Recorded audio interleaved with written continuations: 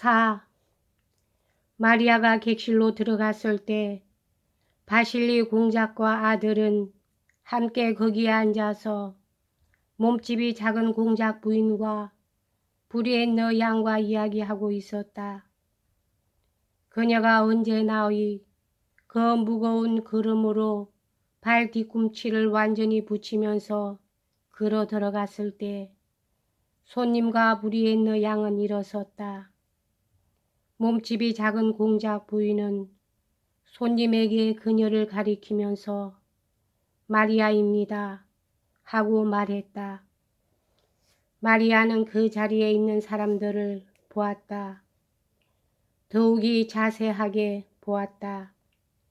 그녀의 모습을 보자마자 일순 긴장으로 굳어졌다가 다시 미소를 띤 바실리 공작의 얼굴을 보았고 또 시누이가 손님에게 준 인상을 읽으려고 호기심으로 가득 차 있는 몸집이 작은 공작 부인의 얼굴도 보았다.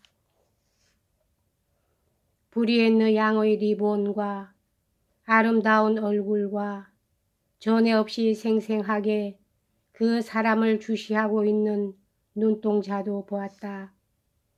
그러나 마리아에게는 그 사람은 눈에 띄지 않았다.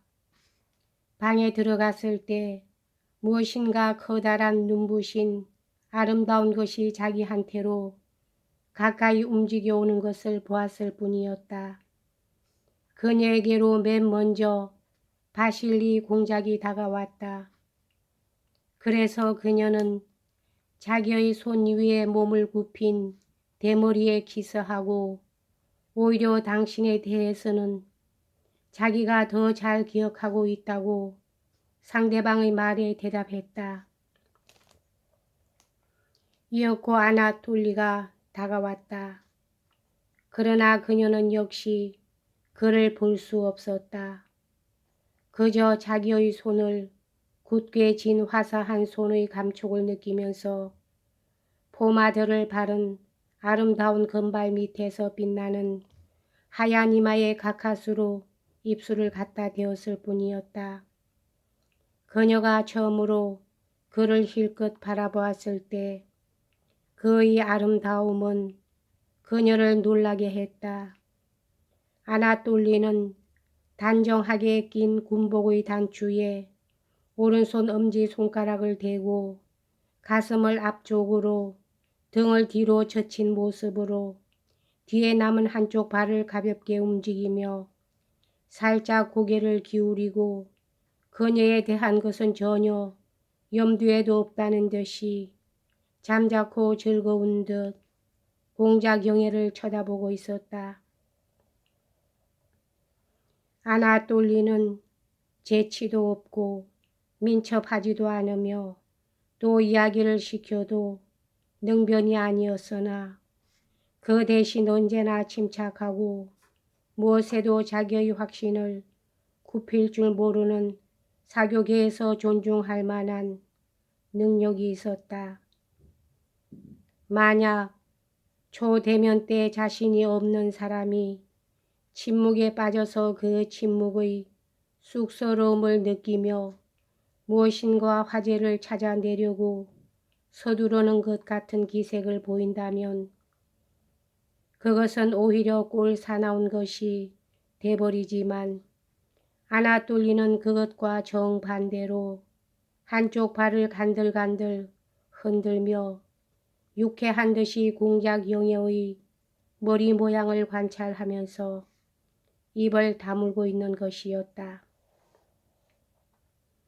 그는 그대로 언제까지라도 입을 다물고 있을 수 있을 것 같이 보였다. 만약 누구라도 이렇게 잠자코 있는 것이 거북스럽다고 여기는 사람은 부디 서슴지 말고 말씀하십시오. 그러나 나는 싫습니다. 그의 표정은 마치 이렇게 말하고 있는 듯 했다. 그뿐 아니라 그가 여자를 대하는 태도에 있어서는 무엇보다도 여자들의 마음의 호기심과 공포와 애정까지도 불러일으키게 하는 태도, 즉 상대방을 멸시하며 자기의 우월감을 의식하는 태도가 있었다. 그의 태도는 마치 나는 당신네들을 알고 있습니다. 잘 알고 있고 말고요. 하지만 당신네들을 상대로 떠들어 댄다고 해서 그게 어떻다는 겁니까? 그야 당신네들은 만족하실 테지만 말이에요. 라고 그들에게 말하고 있는 것 같았다. 사실 그는 여자들을 만날 때 이렇게 생각하지 않았을런지도 모른다. 아니, 생각하지 않았다는 것은 사실일 것이다. 왜냐하면 그는 대체로 그다지 생각하지 않는 남자였으니까. 그런데도 그의 태도며 거동이 그런 느낌을 주는 것이었다. 공작용에도 그것을 느꼈으므로 나 같은 것이 당신의 상대가 되리라고는 감히 생각하고 있지도 않습니다. 하는 마음을 그에게 나타내려고 하는 것처럼 노공작에게로 얼굴을 돌렸다. 몸집이 작은 공작 부인의 하얀 이 위로 치켜 올라간 솜털이 뽀얗게 돋은 입술과 부드러운 목소리의 덕택으로 이야기는 전체에 활기를 주게 되었다. 그녀는 말솜씨가 좋은 쾌활한 사람들의 상용수단인 가벼운 농담기 섞인 어조로 바실리 공작을 대하고 있었다. 그것은 자기와 이야기 상대 사이에 무엇인가 오래 전부터 정해져 있는 농담과 다른 사람에게는 잘 알려져 있지 않은 즐겁고 재미있는 추억을 전제로 하고 있는 것이었지만 실제로는 몸집 작은 공작 부인과 바실리 공작 사이에 아무것도 없었던 것처럼 바실리 공작과 몸집이 작은 공작 부인의 사이에는 그러한 추억 같은 것은 전혀 없었던 것이다. 바실리 공작도 기꺼이 이 분위기에 따랐다. 몸집이 작은 공작 부인은 실제로 있지도 않은 우스꽝스러운 사건의 추억 속에 지금까지 얼굴도 잘 몰랐던 아나톨리까지 끌어들이는 것이었다. 브리엔너 양도 마찬가지로 이 자리에 공통된 추억에 끼어들고 심지어는 공작용의 마리아까지도 자신이 이 즐거운 추억 속에 끌려 들어가는 것을 알아채고 만족을 느꼈던 것이다. 그렇지만 이번만은 우리들이 당신을 실컷 이용하겠어요, 공작. 하고 몸집이 작은 공작 부인은 바실리 공작에게 물론 프랑스어로 말했다. 여긴 안네트의 야훼와는 다르니까 절대로 당신을 도망치게 하지는 않겠어요. 그 친애하는 안네트를 기억하고 계시겠지요. 아, 그러나 당신은 안네트처럼 나에게 정치담은 꺼내지 말아 주십시오. 그렇다면 차를 마시는 것은 그거야 물론 당신은 통 안네트한테 가시지 않으셨나요? 몸집이 작은 공작 부인은 아나톨리에게 물었다. 아, 알고 있어요. 알고 있어요. 그녀는 눈짓을 하고 말했다. 형님이신 이폴리트가 당신이 하신 일에 대해 모두 이야기해 주셨어요. 오, 정말. 그녀는 손가락으로 그를 위협하는 신용을 했다. 전 당신의 파리 시절의 장난까지 잘 알고 있어요. 그런데 이폴리트가 너에게 얘기하지 않았니? 하고 바실리 공작이 말했다. 그는 마치 몸집이 작은 공작 부인이 도망치려고 하는 것을 간신히 붙들기라도 하는 것처럼 공작 부인의 손을 덥석 잡으면서 아들에게 말했다.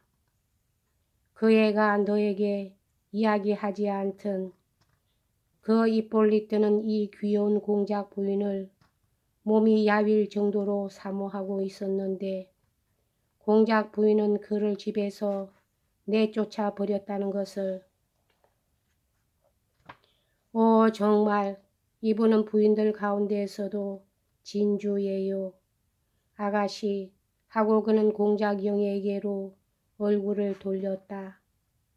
또한 브리엔너 양도 자기 나름으로 빨이라는 말이 나왔을 때 한자리에 공통한 추억담에 자기도 역시 말참견할 기회를 놓치지 않았다.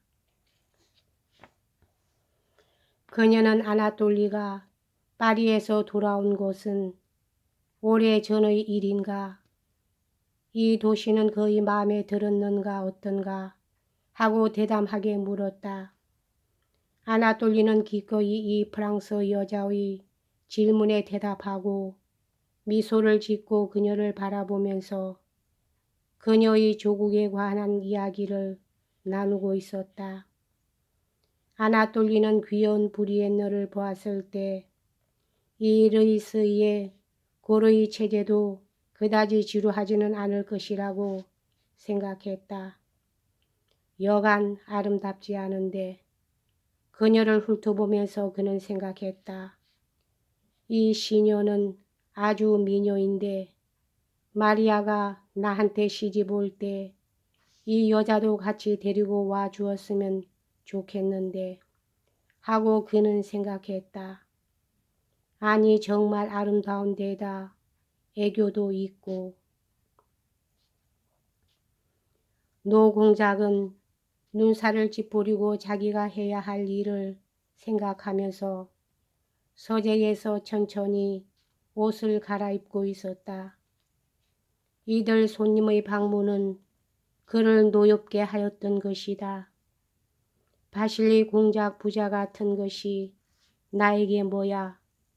바실리 공작은 실속 없는 허풍선이니까 보나마나 그 아들도 어지간한 놈이겠지 하고 그는 마음속으로 투덜거리고 있었다.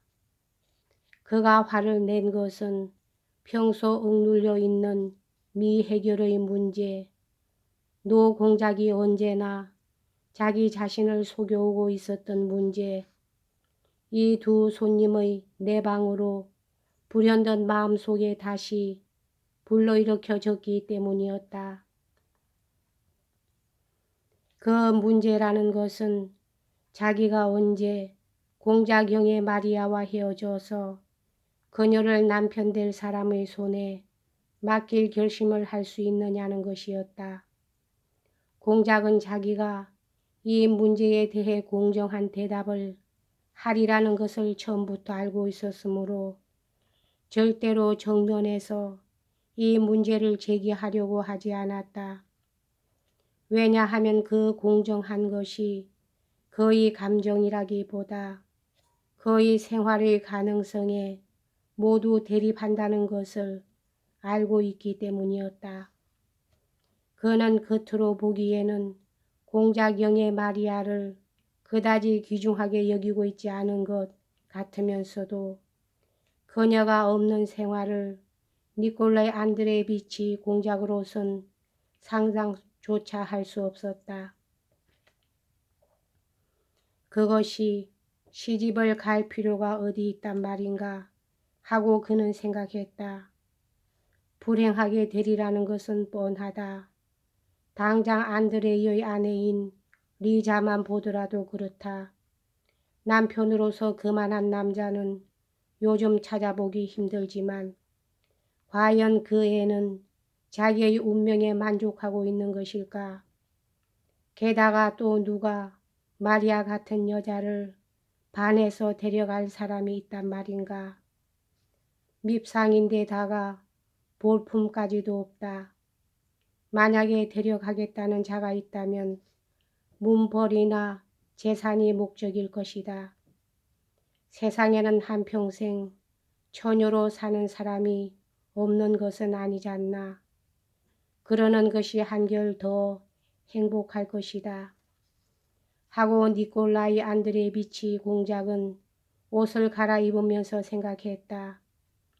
그러나 그와 동시에 미루어 오던 문제는 지체 없는 해결을 요구하는 것이었다. 바실리 공작이 아들을 데리고 온 것은 분명 청혼을 하기 위한 속셈에서이며 그리고 아마 오늘 내일 사이에 직접적인 회답을 요구할 것이다. 가문도 사회적인 지위도 상당하다. 어떻게 될 것인지 나도 굳이 반대하지는 않겠다. 하고 공작은 혼자 말을 했다. 그저 본인이 딸에게 알맞는 인간이라면 좋다. 어디 그 녀석을 한번 보기나 해볼까? 어디 그 녀석을 한번 보기나 해볼까? 하고 그는 소리를 내어 말했다. 어디 그 녀석을 한번 보기나 해볼까? 여기까지 하겠습니다.